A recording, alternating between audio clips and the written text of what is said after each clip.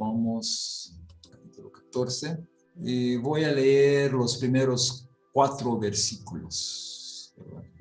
Otra vez, la mayoría de las traducciones tiene un subtítulo aquí.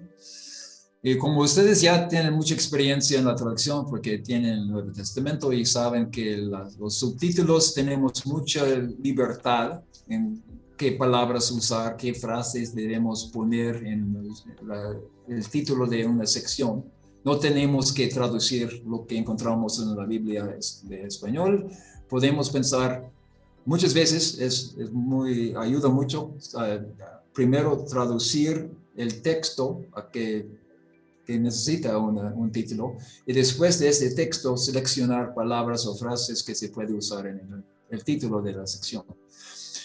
Totalmente como un repaso para ustedes, pero este es algo que siempre debemos acordarnos de eso, que no es la palabra de Dios en los títulos de las secciones, por eso tenemos libertad para poner algo que podría ayudar al lector. En mi experiencia, cuando hacen grabaciones, forman audio, no incluyen los títulos de las secciones. Entonces, no debemos depender demasiado en lo que dicen los títulos, pero los títulos pueden ayudar al lector o la persona que está usando las escrituras en forma escrita pensar de qué se trata, cuál es el punto principal. Bueno, leyendo los primeros 4 versículos de capítulo 14, los israelitas cruzan el Mar Rojo. Habló Jehová a Moisés diciendo: di a los hijos de Israel que den la vuelta y acampen delante de Pi-Hahirot, entre Migdol y el mar hacia Baal-Zephón. Delante de él acamparéis junto al mar, porque Faraón dirá a los hijos de Israel: encerrados están en la tierra, el desierto los ha encerrado, y yo endureceré el corazón de Faraón, endureceré el corazón de Faraón para que los siga, y seré glorificado en Faraón y en todo su ejército, y sabrán los egipcios que yo soy Jehová. Y ellos lo hicieron así. Bueno, hubo preguntas con lo que encontramos en versículo 4, precisamente en versículo 4, cuando dice, seré glorificado en Faraón, o uno dice, para manifestar mi gloria por medio de Faraón, o Dios dice, yo apareceré con gloria y gran poder, o manifestaré mi gloria a toda costa del Faraón. Otro que dice, voy a cubrirme de gloria a costa del Faraón. Entonces la pregunta es si es suficiente, dice, mostraré mi gran poder por medio de Faraón. Yo diría que sí, que este es el punto principal, que Dios está usando Faraón con su corazón duro y todo lo que ha hecho al contrario a Dios y lo que él ha hecho para hacer sufrir a la gente de Dios. Está usando todo eso que es una experiencia muy negativa para los israelitas, pero Dios lo va a usar para mostrar su gloria. Dice, hay una nota también en la Biblia, la Net Biblia, que dice Yahweh o Jehová o Yahweh tenía la intención de ganar gloria con esta gran victoria final sobre la fuerza del faraón. Y menciona aquí que hay ironía en esta expresión, ya que con frecuencia se usaba una forma diferente de la palabra para describir el corazón duro de Faraón. De modo que el juicio no solo destruirá a los malvados, sino que revelará la gloria y majestad de la soberanía de Dios. Es decir, que la palabra que se usa, bueno, la palabra para gloria en hebreo, depende del contexto, se puede hablar se puede referir a un peso, algo que pesa, algo pesado. Y también, como hemos visto hablando del corazón duro de Faraón, en varios lugares usaron esta metáfora de un corazón pesado, hablando de un corazón duro que tenía Faraón. Entonces, esta nota está expresando que en esta expresión hay una ironía, usando la palabra para gloria, que usaba también una palabra relacionada, es palabra semejante, de misma raíz, para hablando de este corazón duro y pesado de Faraón. Es interesante, pero estoy seguro que no lo pueden traducir, no pueden incluir esta ironía en sus traducciones. No existe ninguna traducción que conozco yo en español o inglés, solamente una nota interesante. Pero aquí también tenemos una referencia en las cartas de Pablo, en Romanos 9, 18, bueno, 17 y 18. Y hemos ya mencionado este texto, pero lo voy a leer otra vez. Romanos 9, 17 y 18, Pablo dice, porque la escritura dice a Faraón, bueno, es para decir que Dios manda ese mensaje a Faraón. La escritura dice a Faraón, para esto mismo te he levantado. ¿Se acuerdan que cuando hablábamos de que te he preservado o te he parado, es literalmente le he puesto como en forma vertical. Aquí Dios está diciendo que en Romanos 9, Pablo dice que para este mismo te he levantado, para mostrar en ti mi poder, hablando a Faraón, y para que mi nombre sea anunciado por toda la tierra. Entonces sigue Pablo diciendo, de manera de que de quien quiere tiene misericordia y al que quiere endurecer, endurece. Entonces es lo que el privilegio de Dios, ¿verdad? De tener misericordia o endurecer el corazón de otro. Entonces viene de Romanos 9, versículos 17 y 19. Entonces, regresando a la pregunta, creo que sí es suficiente decir algo que comunica la idea de que Dios está diciendo que estará glorificado por todo lo que está pasando con Faraón. Es un ejemplo de muchos que vemos en las escrituras donde pasó algo muy malo, muy negativo, muy difícil, pero Dios lo usó para su gloria. Bien, entonces voy a leer, si no hay comentarios aquí, voy a leer versículos 5 a 9. Y fue dado aviso al rey de Egipto que el pueblo huía. Alguien les dijo a Faraón, ¿no? Y el corazón de Faraón y de sus siervos se volvió contra el pueblo y dijeron, ¿cómo hemos hecho esto de haber dejado ir a Israel para que no nos sirva? A mí me parece como tiene una memoria muy corta, pero no sé, pensando de todo lo que han experimentado. Ahora está pensando que ahora han salido para que no nos sirva. ¿Qué hemos hecho? Y unció su carro y tomó consigo su pueblo y tomó 600 carros escogidos y todos los carros de Egipto y los capitanes sobre ellos. Y endureció Jehová el corazón de Faraón, rey de Egipto, y él siguió a los hijos de Israel.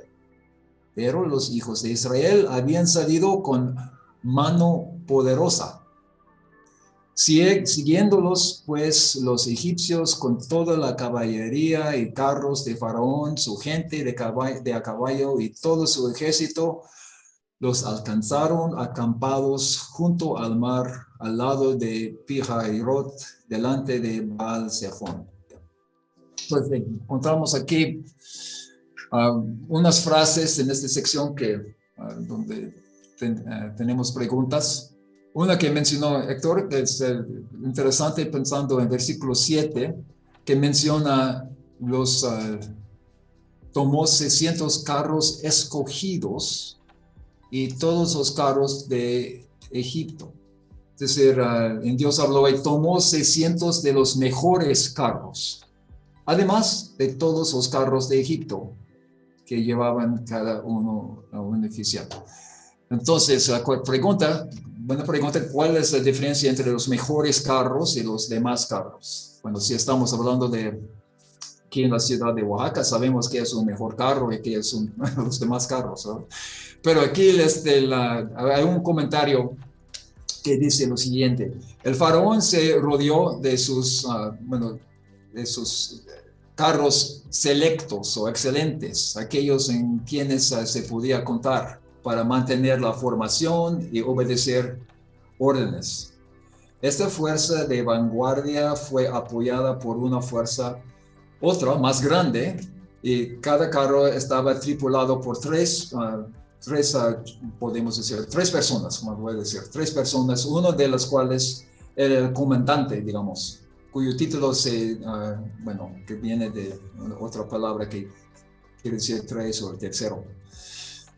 Entonces, han encontrado pinturas murales que representan este tipo de cosas de los carros, pero está diciendo que hubo un grupo de carros y sus equipos que eran excelentes, más por sus equipos, creo, selectos, excelentes, que el faraón podía contar para mantener la formación y obedecer órdenes. Entonces, para traducir esta idea, puede ser, hay unos que han traducido con los carros que eran los mejores, y creo que será suficiente en este caso. Pero según los comentarios, las notas, parece que está hablando más del equipo que maneja este carro. Pero creo que se puede traducir de los carros los mejores, pero solamente para que está diciendo que hay un grupo de los mejores que bien formados y otros, pero también llevo todos los otros también que no forman parte de este grupo de los mejores. Entonces había llamado a todos para que sigan a los israelitas. Y creo que ese es el punto principal, de que no solamente unos cuantos que fueron, sino que buscaban para que todos fueran a seguir a los israelitas. Y en el mismo versículo, en el siguiente versículo, en el versículo 8, hay pregunta sobre esa frase al final, que los hijos de Israel habían salido con mano poderosa. O sea, empezamos a hablar otra vez sobre esta frase o este concepto, por lo menos ayer, ¿verdad? Y entonces unos equipos tienen pregunta en este caso: ¿qué significa exactamente en este caso? Hay una nota que compartió Profeta del libro de Sociedades Bíblicas, que dice: expresa triunfo y alegría, su significado no es del todo conocido. Se ha observado que podría significar que contaban con el cuidado de Dios, es decir, salieron protegidos por Dios. Entonces la pregunta podría ser traducir pero los israelitas no tuvieron miedo al salir. Sería que estaban contentos, no tenían miedo, no estaban preocupados. Y parece que sí, este es un elemento, parece que es central en este comentario, que dice, un comentario dice que su partida con mano alta no debe considerarse un acto de desafío, sino un acto de seguridad, que se sentían, tenían este sentido de seguridad. Entonces, cuando salieron los israelitas. Wilf, tienes esta pregunta de Baal Zephon. No puedo contestar al momento. No sé si, Rachel, tienes la respuesta a la mano allá. Voy a checar porque andaba viendo otra cosa. Ahorita voy a reportar.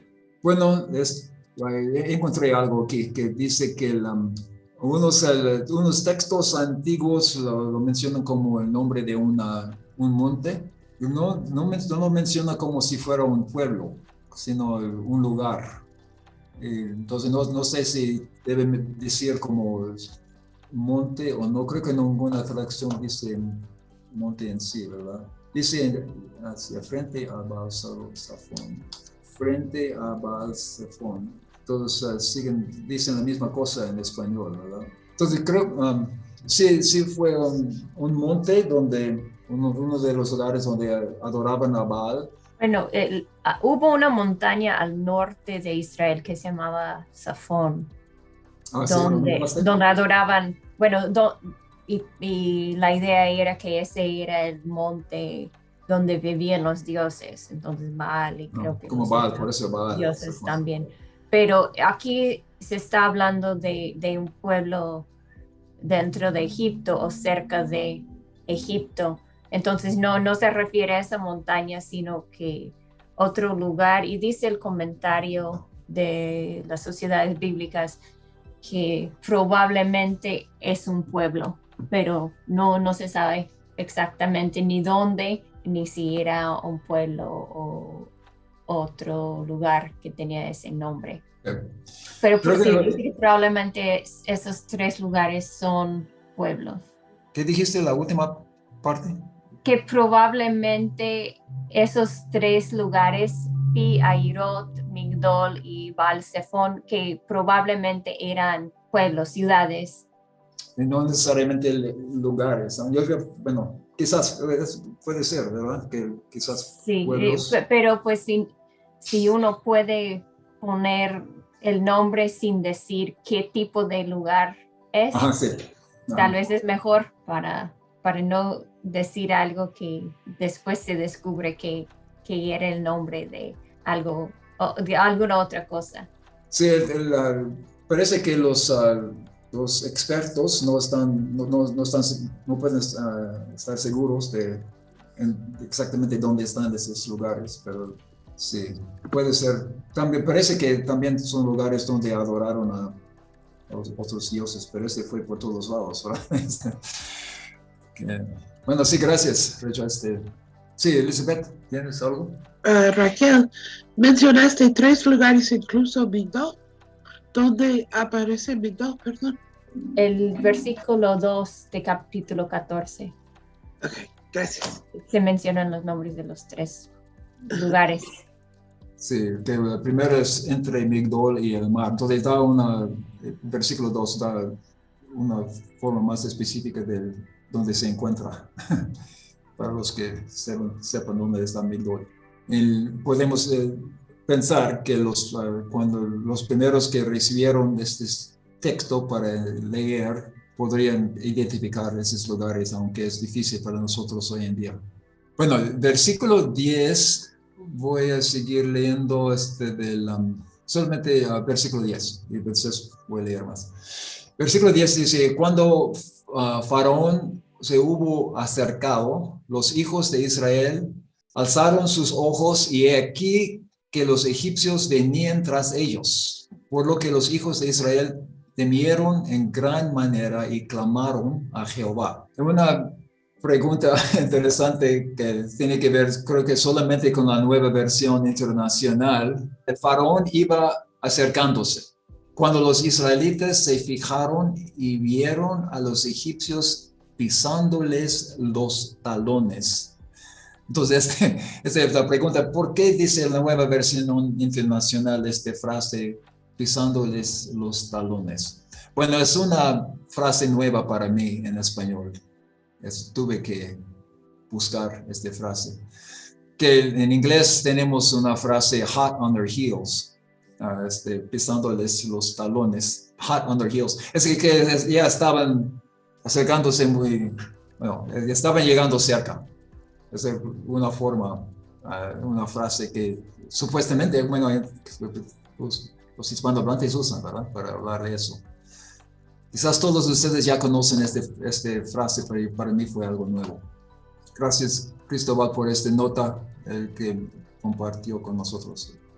Es lo mismo que se dice cuando dice en inglés que te están pisando la cola, pisando tus talones. Ajá.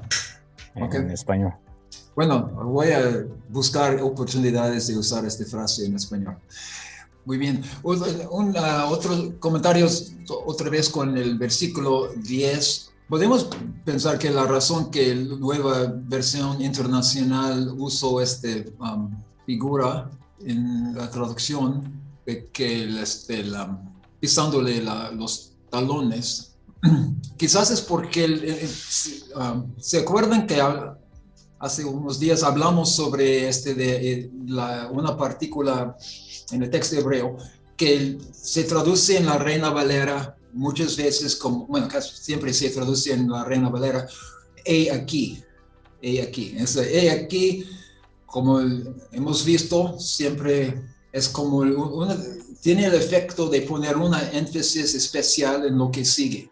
Es como casi en español muchas veces pues decimos, fíjense lo que está pasando o algo así. Es de atraer atención a lo que sigue en un sentido muy especial, ¿verdad?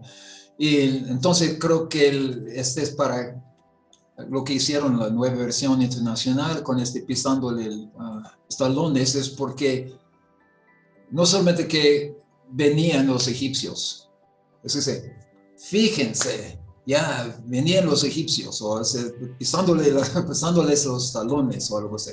Bueno, entonces si tienen algo en la lengua para comunicar esta idea de que comunica la sorpresa, el pánico, la emoción que sintieron los israelitas, ese que podemos ver aquí en este texto, ¿verdad?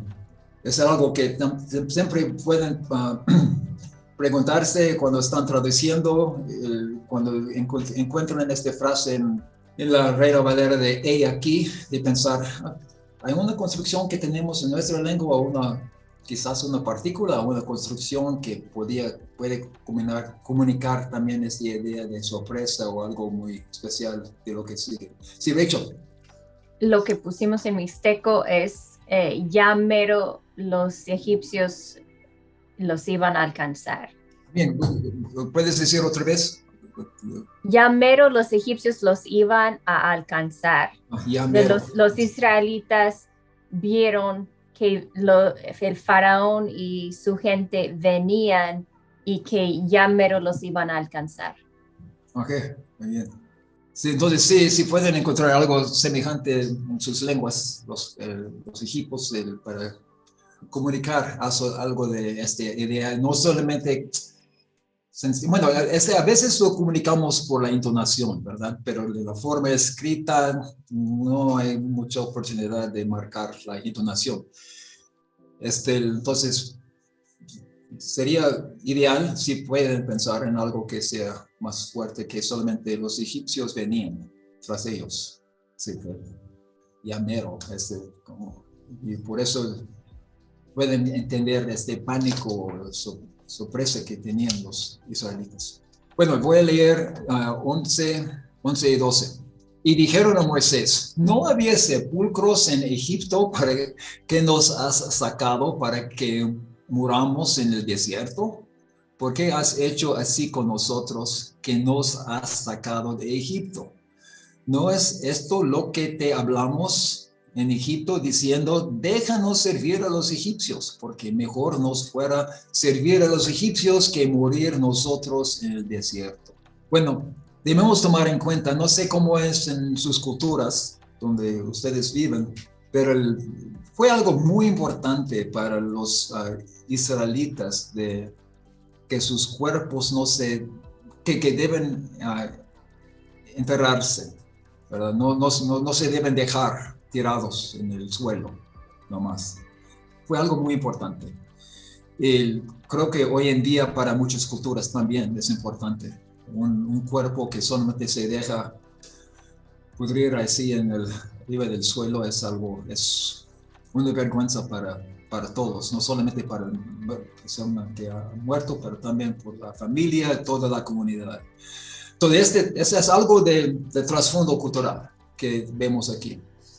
Hubiéramos morido en Egipto y tener sepulcros para nuestros cuerpos. Mientras aquí en el desierto, quién sabe qué va a pasar. Entonces voy a mencionar nota también que se encuentra en el Paratext, en este libro de Sociedades Bíblicas Unidas. Se refiere a la obligatoriedad religiosa que había en el antiguo Israel de dar sepultura a los muertos. La queja consiste en que en caso de morir en esta batalla al borde del mar, sus cuerpos quedarían insepultos y expuestos a maldición. Ante esa amenaza, reclaman a Moisés por la seguridad de la sepultura en Egipto.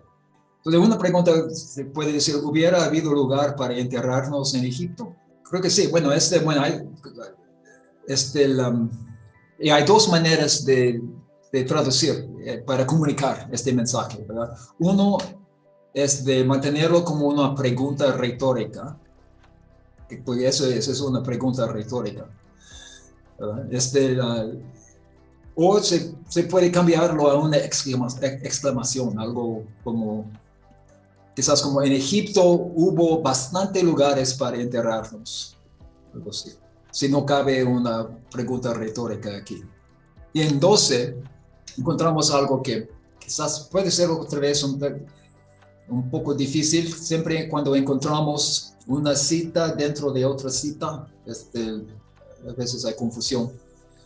Cuando dice en 12, no es esto lo que te hablamos en Egipto, diciendo, déjanos servir a los egipcios, porque mejor nos fuera servir a los egipcios que morir nosotros en el desierto. Es como, todos sabemos que, por ejemplo, para decir, como decir, recuérdate, te dijo ayer, tengo que irme a casa temprano. ¿No me escuchaste? Algo así. Entonces, a esta frase, tengo que irme a casa temprano, es lo que dije ayer. Digo, después digo, ¿no me escuchaste? Entonces, hay una cita dentro de la cita. Pedro dijo, recuérdate, te dijo ayer, tengo que irme a la casa temprano. ¿No me escuchaste? Dijo Pedro. Entonces, hay que usar la puntuación de una forma adecuada, pero también pensar cómo se va a comunicar bien en tu lengua. Esta idea de no es justo lo que te hablamos en Egipto. Para unos sería mejor una cita indirecta, es decir, algo, no es esto lo que te hablamos en Egipto cuando dijimos que nos debe dejar servir a los egipcios porque mejor nos fuera a servir a los egipcios. Bueno, algo así de forma más indirecta, pero aquí tenía una cita directa. Déjanos servir a los egipcios. Esa es una cita dentro de otra cita, ¿verdad? Entonces, cada equipo tiene que pensar cuál será la forma más natural, más entendible en la lengua. Creo que hay versiones que lo hacen sin poner sus palabras como en forma de cita directa, y que dice, no es lo que te dijimos cuando estábamos en Egipto, que te dijimos que debías de dejarnos servir a los egipcios, algo así. Entonces esa es otra forma, dependiendo si en la lengua es más natural una cita directa o una cita indirecta. Sí, entonces, bueno, pero es algo que están recordando a Moisés, que supuestamente habían dicho eso a Moisés. Bueno, entonces voy a leer 13, versículo 18, 13 a 18. Y Moisés dijo al pueblo, no temáis, estad firmes y ved la salvación que Jehová hará hoy con vosotros, porque los egipcios que hoy habéis visto, nunca más para siempre los veréis. Jehová peleará por vosotros y vosotros estaréis tranquilos. Entonces Jehová dijo a Moisés, ¿por qué clamas a mí? Di a los hijos de Israel que marchen, y tú alza tu vara. Esas son palabras del Dios, ¿verdad? Del Señor. Y tú alza la vara y extiende tu mano sobre el mar y divídelo. Y entren los hijos de Israel por en medio del mar en seco. Y aquí yo endureceré el corazón de los egipcios para que los sigan. Y yo me glorificaré en Faraón y en todo su ejército, en sus carros, en su caballería, y sabrán los egipcios que yo soy Jehová cuando me glorifique en Faraón, en sus carros y en su gente de a caballo. En este versículo 15, quizás un poco difícil para algunos, es cuando Dios empieza a hablar en versículo 15, está diciendo, ¿por qué clamas a mí? ¿Verdad? Y aquí no tenemos en este contexto, no podemos ver en ese contexto donde Moisés ha clamado a Jehová. Entonces Jehová dijo a Moisés, ¿por qué clamas a mí? Y una sugerencia fue de un comentario, una nota, no me acuerdo exactamente de dónde saqué esta idea, de mejor dejar la pregunta del versículo 15 en donde está su ubicación actual, y se supone que es una respuesta a una queja de Moisés que ahora está perdida. Mejor Moisés había clamado a Dios y no tenemos en el texto. Entonces, y lo que sigue a la pregunta, la instrucción de Yahweh a Moisés y a través de Moisés a Israel, entonces ya es una secuencia que sigue. Entonces, solamente para decir que no hay que intentar hacer un ajuste o añadir otras palabras en la boca de Moisés que no están en el texto, ¿verdad?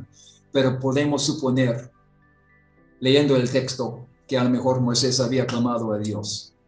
Y un lector, una persona que lee el texto con cuidado, va a suponer lo mismo, va a construir un contexto donde tiene razón porque Dios dice, ¿por qué clamas a mí? Otra cosa que quisiera comentar en el versículo 18, que un comentario dice que aunque es muy frecuente que se traduce esta frase como viento del oeste, este comentario sigue diciendo, debido a la orientación de la tierra de Israel hacia el mar Mediterráneo, hacia el oeste. Por eso muchos lo ven así, pero sin embargo, como el mar no está al oeste de Egipto, el mar Mediterráneo, es preferible la traducción más literal anterior, de que es el mar como... ¿Mar de juncos? En hambre arrastrado por el viento al mar de juncos, el mar que Israel cruzará más tarde, aquí. Pero no hay, voy a buscar eso después y mencionarlo en un texto, pero hay otra forma de traducir eso de viento de oeste. No voy a explorar este argumento. Pero porque como vimos en el mapa, el Mediterráneo está más al norte de Egipto y no tanto al oeste. Bueno, voy a revisar esto después, un ratito.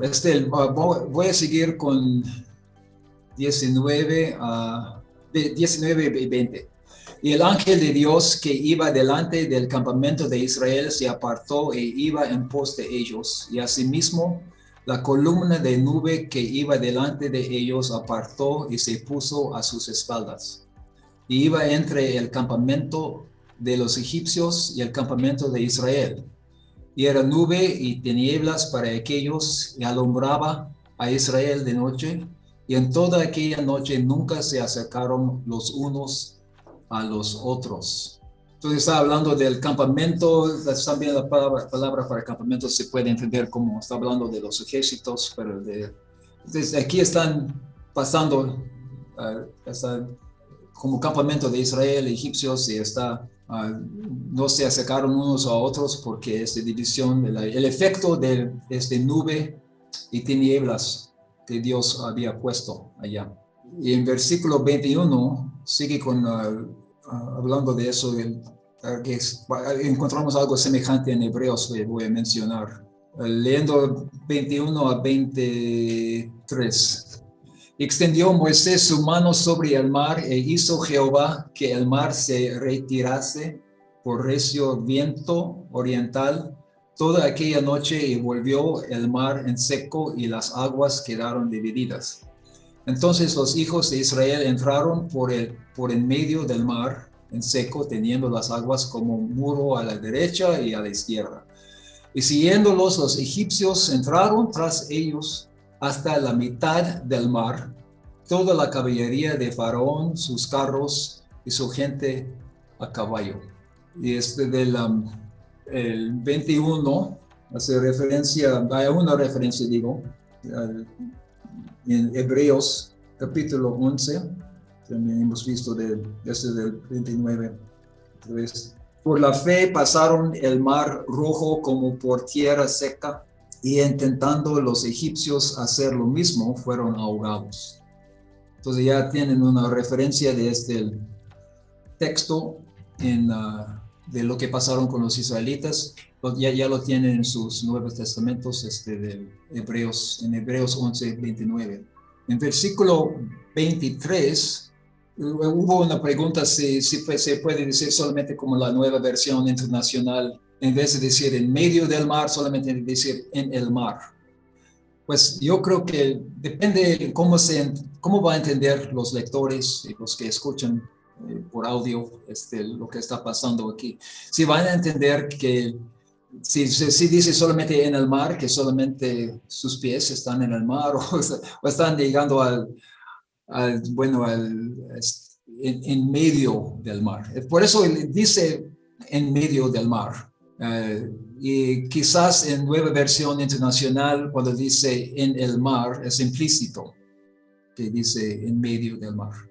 Entonces sí, hay que pensar en sus traducciones, sus traducciones si van a entender que es claro que el ejército habían entrado en el mero, podemos decir el mero mar, en el medio del mar, aunque la Nueva Versión Internacional solamente dice en el mar. ¿Otros comentarios? ¿Preguntas? Bueno, entonces llegamos a 24 y dice, aconteció a la vigilia de la mañana que Jehová miró el campamento de los egipcios desde la columna de fuego y nube y trastornó el campamento de los egipcios y quitó las ruedas de sus carros y los trastornó gravemente. Entonces los egipcios dijeron, huyamos de delante de Israel porque Jehová pelea por ellos contra los egipcios. Y Jehová dijo a Moisés, extiende tu mano sobre el mar para que las aguas vuelvan sobre los egipcios, sobre sus carros y sobre su caballería. Entonces Moisés extendió su mano sobre el mar y cuando amanecía, el mar se volvió en toda su fuerza y los egipcios al huir se encontraban con el mar y Jehová derribó a los egipcios en medio del mar. Y volvieron las aguas y cubrieron los carros y la caballería y todo el ejército de Faraón que había entrado tras ellos en el mar. No quedó de ellos ni uno. Y los hijos de Israel fueron por en medio del mar en seco, teniendo las aguas por muro a su derecha y a su izquierda. En versículo 24, es otro lugar donde en este caso el campamento se puede traducir como ejército o fuerzas de combate. Cuando dice que Jehová miró el campamento de los egipcios desde la columna de fuego. Entonces, Dios está viendo el concepto que tenemos aquí, que Dios está viendo al ejército de los egipcios desde la columna de fuego o desde la columna de nube. Entonces está viendo y él trastornó el campamento o el ejército de los egipcios y quitó las ruedas de sus carros, etc. Entonces, cuando creo que una pregunta que tiene el profeta aquí es que sembró confusión entre ellos, unas traducciones, o causó gran confusión en sus fuerzas de combate, cuando dice Dios trastornó el campamento, o hizo hizo un pánico entre ellos, o fue tal el desorden que Dios provocó entre ellos que se llenaron de pánico. Entonces, la idea de trastornó el campamento, como la idea de pánico, ¿verdad? Que ya lo vemos también lo que están gritando después, huyamos delante de Israel. Entonces, sí se puede traducir tuvieron mucho miedo. Entonces sí, yo creo que se puede explicar que en este caso, cuando Dios los trastornó al ejército de los egipcios, que tenían mucho miedo, mucho pánico, algo que se puede comunicar, que es este sentimiento tan fuerte que tenían antes de morir. Y voy a leer los últimos 2 versículos del capítulo. Así salvó Jehová aquel día a Israel de mano de los egipcios. Aquí es un resumen, ¿verdad?, de la historia, del narrativo. E Israel vio a los egipcios muertos a la orilla del mar, y vio Israel aquel grande hecho que Jehová ejecutó contra los egipcios, y el pueblo temió a Jehová, y creyeron a Jehová y a Moisés su siervo. Un detalle en el último versículo, cuando dice creyeron a Jehová y a Moisés su siervo, no se debe comunicar que antes no eran creyentes y ahora son creyentes, ahora creen en Dios. Pero creer en el sentido que ahora van a depender, saben que pueden depender en lo que Dios va a hacer por ellos en el futuro. Porque ya estaban hablando de Jehová antes y Moisés les había enseñado, pero aquí está viendo por lo que Dios ha hecho en este caso. En el futuro también pueden depender, pueden confiar en que Dios les va a salvar. Bueno, pasamos por muchos versículos, un poco rápido. No sé si hay otros comentarios, sugerencias que quisieran compartir o quizás preguntas. Vamos a abrir las cámaras y los micrófonos por unos segundos para mirarnos y hablarnos, a ver si hay algún comentario o pregunta sobre esos pasajes. Yo así. Sí, hermano. A mí me parece muy bien cómo lo explicó mi hermano, porque a mí sí me causaba un poco de problema pensar en que yo no ponía todos los detalles, y ahora sé que es literalmente, y que sí me voy a informar, que sí voy a estudiar, pero no tengo que meterlos en mi traducción. Muchas gracias, porque Sí. eso a mí me facilita y me quita mucho de pensar, de preocuparme. Sí, muchas veces investigamos cosas y pues nos parece muy interesante, muy bonita la información y la queremos meter en la traducción, pero para eso son las notas a pie de página y otras cosas. Sí. Pero en la traducción misma Sí, no. así Solamente pues a veces cuando hay algo que no se entiende, entonces ese estudio nos ayuda a entender cómo traducirlo de una manera entendible. Sí, porque ha ocurrido en retro que a veces yo pongo no completo, pero ahí es donde mi hermano Teodoro me ha ayudado, pero es así pues, pero en este taller yo estoy aprendiendo mucho y no le estoy preguntando tanto a mi hermano Teodoro y poniéndolo. Gracias. Muy bien.